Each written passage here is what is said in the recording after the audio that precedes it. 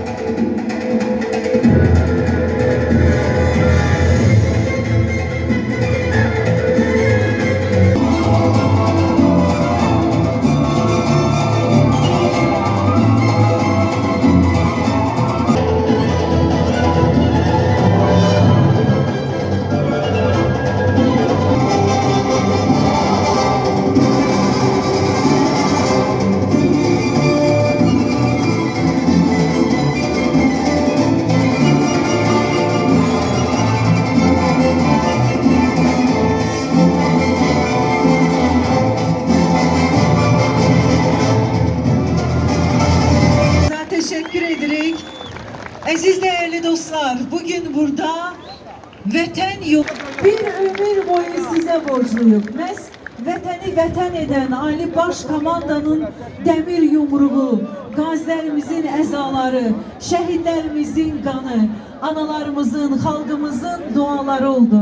Məhz Şəmkirlilər, bütün Azərbaycan, bütün bir Azərbaycan olaraq, bir yumruq olaraq bu qələbəni qazandıq və indi 5 ildir qürurla deyirik. Biz Qarabağlı Azərbaycanlılarıq. Qarşınızda səhnəmizin, stradamızın sevilən səslərindən Yaşar Yusuf qarşılayın.